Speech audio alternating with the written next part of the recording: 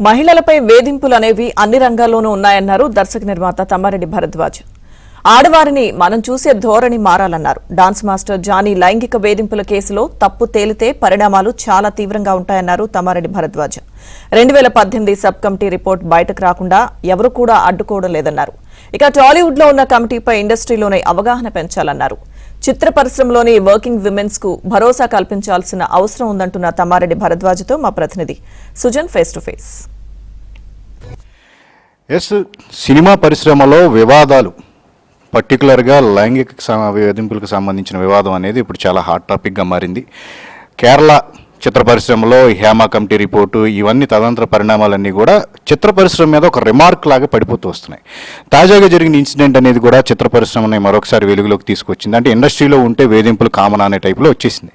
So కంప్లీట్గా ఇండస్ట్రీలో పనిచేస్తున్న అమ్మాయిలకు ఒక భరోసా కలిగించే ప్రయత్నం చేయడానికి ముందుకు వచ్చారు సినిమా పెద్దలందరూ కూడా, సినీ ప్రముఖులందరూ కూడా. మనతో తమ్మారెడ్డి భరద్వాజ ఉన్నారు. జరుగుతున్న పరిణామాలు ఏంటి, చేయబోతున్న కార్యక్రమాలు ఏంటి అనే దాని మీద భరద్వాజ గారిని మనం మరింత క్లారిటీ తీసుకునే ప్రయత్నం చేద్దాం. సార్, ఇప్పటి నుంచి 2013 నుంచి కూడా మీరు ఈ అమ్మాయిలకు సంబంధించి, రక్షణకు సంబంధించి కొన్ని కార్యక్రమాలు చేస్తూ వస్తున్నారు. 18లో కమిటీ వచ్చింది. అయినప్పటికీ కూడా స్టిల్ ఈ రోజుకి వివాదాలు నడుస్తూనే ఉన్నాయి. ఎక్కడ ప్రాబ్లం ఏంటి, ఎక్కడ జరుగుతుంది? ప్రాబ్లం ఎక్కడా లేదు. ఇప్పుడు మొత్తం సమాజంలో ఎక్కడైనా జరిగేదే ఇది.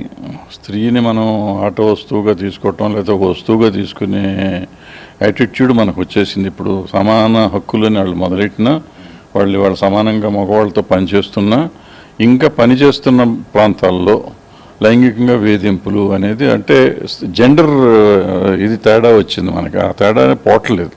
అంటే మానసికంగా మనం ఆ స్త్రీని ఇంకో రకంగా ఆలోచించడం. ఆయన 2018లో ఒక కమిటీ ఏర్పాటు చేశారు, ఒక సబ్ కమిటీ ఏర్పాటు చేశారు. 3000 మందికి పైగా అమ్మాయిలతో మాట్లాడారు. ఆ రిపోర్ట్ అనేది కూడా సిద్ధమైంది. బట్ అది బయటికి రాలేని పరిస్థితి. అది రాకూడదు, రానివ్వకూడదు అని కూడా ప్రయత్నాలు చేస్తున్నారు. వద్దని చెప్పేసి అంటున్నారు. ఇలా రకరకాల ప్రచారాలు అలా జరుగుతూ ఉంటే రోజుకో ప్రచారం. అంటే ఆ రిపోర్ట్ కనుక బయటకు వస్తే గైడ్ లైన్స్ మీద ఏమైనా క్లారిటీ వచ్చే అవకాశం ఉందా? ప్రభుత్వం తరపు నుంచి రావాల్సిన విషయం ఎట్లా? 100% వస్తుంది. అంటే రానివ్వకూడదు అని చేస్తున్నారనేది నేను నమ్మను. ఊరికేదో చెప్పుకుంటూ ఉండొచ్చు. అది ఏం జరిగిందంటే, ఇప్పుడు ఒక కమిటీ, మేము పెద్ద కమిటీ, హై లెవెల్ కమిటీ అని ఒకటి వేసారు. దాంట్లో మేము అందరం ఉన్నాం. మనం అందరం కలిసి ఇవన్నీ చేయలేమని చెప్పి మేము అప్పుడు హై లెవెల్ కమిటీ తర్వాత మేము యూనియన్లకు, నేను ఝాన్సీ, మేమందరం యూనియన్కి వెళ్ళి జనరల్ బాడీ మీటింగ్లో మాట్లాడొచ్చాం. ఆడవాళ్ళకి చెప్పాం ఇట్లా ఉందని కూడా. యాక్చువల్గా ఆ కమిటీ ఉద్దేశం ఏంటంటే, మాకు working conditions for women in working places అనేది పాయింట్ అక్కడ. అంటే మనం పనిచేసే ప్రదేశంలో వాళ్ళకి ఏమేమి కావాలి పని చేయడానికి, ఉండటానికి, బట్టలు మార్చుకోవాలంటే ఓ ప్లేస్ కావాలి, టాయిలెట్స్ వెళ్ళాలంటే టాయిలెట్స్ కావాలి, నైట్ వెళ్ళాలంటే ఇంకోటి కావాలి, లేకపోతే ఇట్లా లైంగిక వేధింపులు ఉండకూడదు, డబ్బులు కరెక్ట్గా ఇవ్వాలి, ఇట్లా రకరకాల సమస్యలు ఉంటాయి. వీటన్నిటినీ అడ్రస్ చేస్తానికి ఎక్కువ ఉన్నాయి, ఎక్కువ దాని మీద ఉంది. అవన్నీ అసలు ఏం జరుగుతుంది తెలుసుకుందాం అని చెప్పి 3000 మందిని ఇంటర్వ్యూ చేశారు. మన వాళ్ళు చేసి వాళ్ళ స్టేట్మెంట్స్ తీసుకున్నారు. దాంట్లో చాలా విషయాలు వచ్చినాయి. ఇప్పుడు హేమ కమిషన్లో వచ్చినట్టు ఇక్కడ కూడా మన వాళ్ళ దగ్గర కూడా చాలా ఉంటాయి. వీళ్ళు వీటన్నిటిని పొందుపరిచి ఒక సమగ్రమైన రిపోర్ట్ ఒకటి తయారు చేసి వాళ్ళకి ఇచ్చారు, ఎఫ్డీసీకి ఇచ్చారు. ఎఫ్డీసీ ఏం చేయాలి, ఈ హై లెవెల్ కమిటీకి ఇవ్వాలి. హై లెవెల్ కమిటీ మీటింగ్ పెట్టారు. వాళ్ళు పాపం 3-4 మీటింగులు పెట్టారు. అన్ఫార్చునేట్గా ఏ మీటింగ్లోనూ కోరం లేకపోయింది. ఈ లోపల ఎలక్షన్ వచ్చింది, ఎఫ్డీసీ బంద్ అయింది. రాకపోకుండా ఎఫ్డీసీకి చైర్మన్ రిటైర్ అయిపోయారు ఆయన. ఆ చైర్మన్ లేకపోయేసరికి అది డిఫంక్ట్ అవుతుంది కదా, ఆ డిఫంక్ట్ అయింది. దాని మీద ఏమీ కాలేదు. ఈ లోపల ఎలక్షన్ వచ్చింది, కొత్త పేరు వచ్చింది. ఇక్కడ ఇంకా చైర్మన్ లేడు. ఇప్పుడు మొన్న ఎవరో ఎండీని వేశారంట. సో ఆయనకేమైనా తెలుసో లేదో మరి చూస్తే పిలుస్తారేమో అనుకుంటున్నాం. సో ఈ మీటింగ్ పెడితే అయిపోతుంది. మీటింగ్ పెడితే ఇమీడియట్గా రిపోర్ట్ బయటకు వచ్చేస్తుంది. అంటే మీడియా త్రూనే ఈ లేటెస్ట్గా వచ్చిన కేసు కూడా మీ వద్దకు వచ్చింది అని చెప్పేసి మీరు అంటూ ఉన్నారు. అంటే ఇది వచ్చిన తర్వాత దీంట్లో ఫర్దర్గా అక్యూజ్డ్ ఎవరైనా కానీ ఇందులో కనుక తప్పు ఎవరిదని తేలితే కనుక ఎలాంటి పరిణామాలు, తన నుంచి కంప్లీట్గా బ్యాన్ వించే అవకాశం ఉంటుందా? ఎలాంటి చర్యలు ఉండబోతున్నాయి? చాలా సీరియస్గా ఉంటుందమ్మా.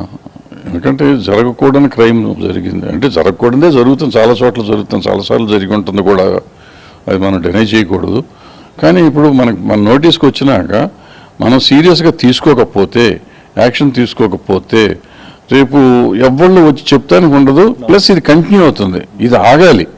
అంటే మీరే కమిటీ మెంబర్సే అమ్మాయికి అంటే మైనర్ కాబట్టి అప్పుడు జరిగిన ఇన్సిడెంట్స్ కాబట్టే పోలీసులను అప్రోచ్ అవ్వమని చెప్పినట్టుగా అంటూ ఉన్నారు. అది ఎంతవరకు కరెక్ట్?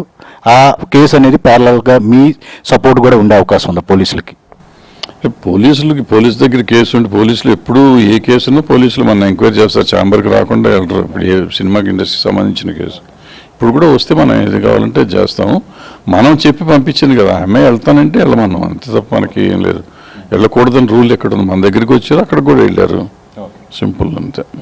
సో ఇది మనం చేసేది మనం చేయాలి, వాళ్ళు చేసేది వాళ్ళు చేస్తారు. ఇది భరద్వాజ్ గారు చెప్తున్నట్టు ఖచ్చితంగా ప్రతిభకు తగ్గ గుర్తింపు అనేది ఇండస్ట్రీలో లభిస్తుంది. అమ్మాయిలు ఎవరైతే ఉన్నారో వాళ్ళు వర్క్ ప్లేస్లో జరిగే ఏదైనా హెరాస్మెంట్స్ ఉంటే కనుక, ఏమైనా ఇబ్బందులు ఉంటే కనుక ఖచ్చితంగా ఛాంబర్ త్రూ కానీ కమిటీకి కానీ కంప్లైంట్ చేస్తే వాళ్ళకి భరోసా ఇస్తూ కూడా వాళ్ళకి న్యాయం చేసే విధంగా కూడా కృషి చేస్తాం. ఫర్దర్గా ఈ జరుగుతున్న ఇష్యూ ఏదైతే ఉందో లేటెస్ట్ ఇష్యూ, ఇందులో కూడా తప్పు ఎవరిదైనా సరే పరిణామాలు చాలా తీవ్రంగా ఉంటాయి. ఒక సందేశం, ఈ కేసు అనేది అందరికీ, ఇండస్ట్రీలో అందరికీ కూడా ఒక సందేశాత్మకంగా కూడా ఉండేలాగా కూడా ఒక భరోసా కల్పించేలాగా కూడా ఉంటుందని చెప్పేసి కూడా చెప్తున్నారు. కెమెరామెన్ సంతోష్తో సుజిన్, ABN.